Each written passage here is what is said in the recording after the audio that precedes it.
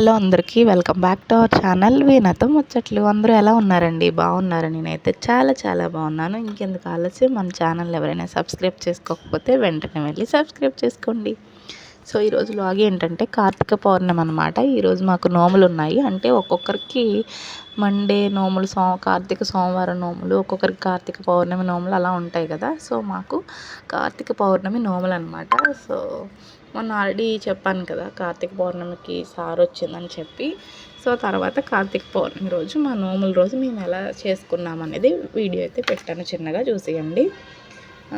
First అయితే మార్నింగే లేచి మేము ఫస్ట్ గోదావరికి అయితే వచ్చామన్నమాట. ఆ ముందైతే ఇంకా చాలా పని, అదంతా షూట్ చేయడానికి కూడా అవ్వలేదు. లాస్ట్ టైం ఒకసారి క్లీనింగ్ బ్లాగ్ పెట్టాను కదా, సేమ్ అలాగేనమాట.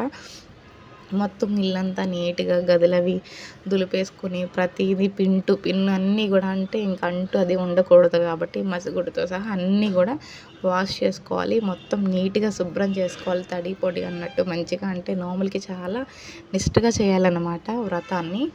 అందుకని చెప్పి ప్రతిదీ పిన్ క్లీన్ చేసేసుకున్నాము. ఇంకా ముందు రోజు వరకు ఇంకా క్లీనింగే సరిపోయింది. ఒక 1 వీక్ దుప్పట్లు, బెడ్షీట్లు, కాలు కింద మ్యాట్లు, డోర్ కర్టెన్స్, విండో కర్టెన్స్, మొత్తం పరుపు కవర్లతో సహా. ఇంకా పరుపు ఒకటి ఉతకూడదు కానీ అది కూడా ఉతికేద్దాం అనమాట.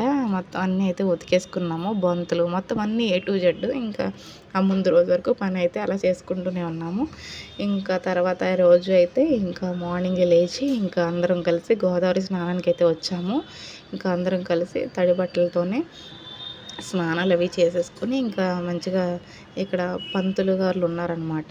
ఇంకా కార్తీక పౌర్ణమి రోజు దీపదానం, ఉసిరిదానం చేస్తాం ప్రతిసారి. అలాగే ఈసారి కూడా ఇంకా రావి చెట్టు దగ్గర దీపాలు వెలిగించుకుని పంతులు గారికి దీపదానం, ఉసిరిదానం అయితే చేసేసాము. ఫస్ట్ మా అత్తయ్య గారు, మా మామయ్య గారు, తర్వాత నేను, మా హస్బెండ్ ఇచ్చాము. తర్వాత మా సత్య, మా చిన్న కూడా ఇస్తున్నారనమాట.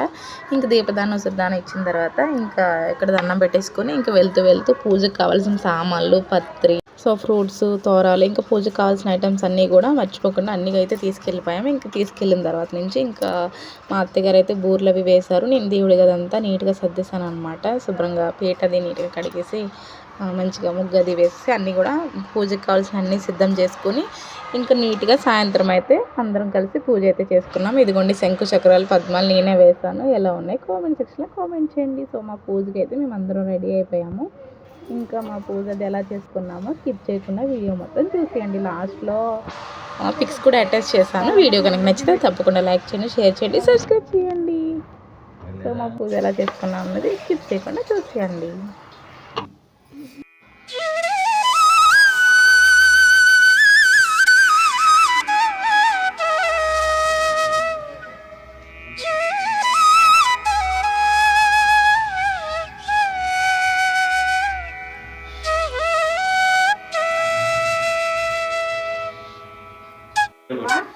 కొట్టు